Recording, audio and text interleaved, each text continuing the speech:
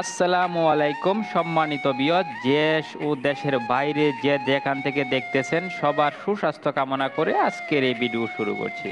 আপনারা দেখেছেন যে ফেনীতে বন্যা কবলিত এলাকার আসলে দুর্দর্শ যে পরিবেশ সৃষ্টি হয়েছে সেটাই আজকে আপনাদের মাঝে কিছু সংক্ষেপে তুলে ধরার চেষ্টা করব। আপনারা এখন যে রাস্তাটি দেখতেছেন এই রাস্তাটি গত কিছুদিন পূর্বেও শেখ হাসিনা সরকার থাকা অবস্থায় ওনারা বলেছিলেন এই রাস্তাটি মেরামত করে দিবে। তাহলে কিন্তু যদি মেরামত হয়ে যেত তাহলে কিন্তু এই সমস্যাগুলো আজকে আর হতো না। তো অনেকবারই অনেক সরকার এসেছে, রাস্তা মেরামত করেছে, বাঁধ না বাঁধার কারণে এই দুর্ভোগগুলা মানুষের সইতে হচ্ছে। আর এখন এরকম একটা পরিস্থিতি, লক্ষ লক্ষ মানুষ এখানে এই বন্যায় বিপদগ্রস্ত হয়ে আছে, দেখার কেউ নাই। আসলে এখানে যারা আসেন তারা একমাত্র বুঝতে পারেন যে এখানের ভয়াবহ পরিস্থিতির বিষয়গুলা।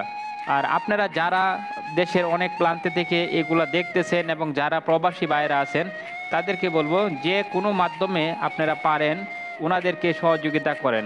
বন্যার প্রবল স্রোতের কারণে বাড়িঘর এমনিতে ভেসে যাচ্ছে এবং অনেক শিশু সহকারে বৃদ্ধা সহকারে অনেক লোক এখানে মারা যাচ্ছে।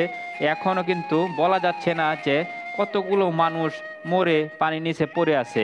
হঠাৎ হঠাৎ একটি করে লাশ বেশি আসে।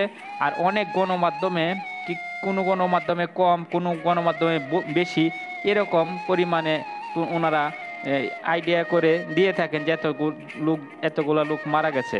কিন্তু দেখেন বন্যার যে তীব্র স্রোত, এই স্রোতের কারণে আমাদের সবচেয়ে বেশি মনে নাড়া দিয়েছে যে বিষয়টা, সেটা হলো যে অসংখ্য শিশু বাচ্চারা কিন্তু এই বন্যা স্রোতে মারা গেছে। তা আপনারা তাদের জন্য অবশ্যই দোয়া করবেন। দেশবাসীর পক্ষ থেকে সবার কাছে দোয়া আশা করতেছি এবং কি তাদের পাশে দাঁড়ানোর মতো যে যেখান থেকে পারেন দল মত নির্বিশেষে, আবারও বলতেছি দল মত নির্বিশেষে তাদের পাশে দাঁড়ান। কে আওয়ামী লীগ করে, কে বিএনপি করে, কে জামাত করে, এটা এখন দেখার সময় না। আপনারা অবশ্যই তাদের পাশে দাঁড়ানোর জন্য সবাইকে আহ্বান করুন।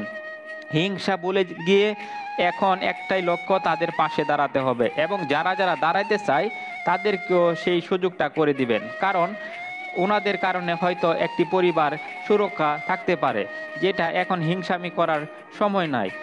আর দেখেন বন্যার প্রবল স্রোত, মানে স্রোতের তো একটা লিমিট আছে।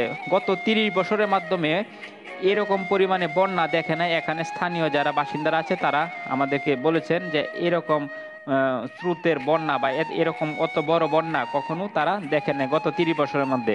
আমরা ভারতকে কখনো বন্ধু ভাবতে পারি না।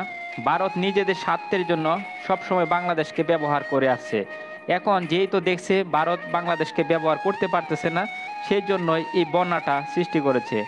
যদি এরকম নিত্য নতুন ভিডিও পেতে চান তাহলে দয়া করে চ্যানেলটাকে সাবস্ক্রাইব করে দিবেন।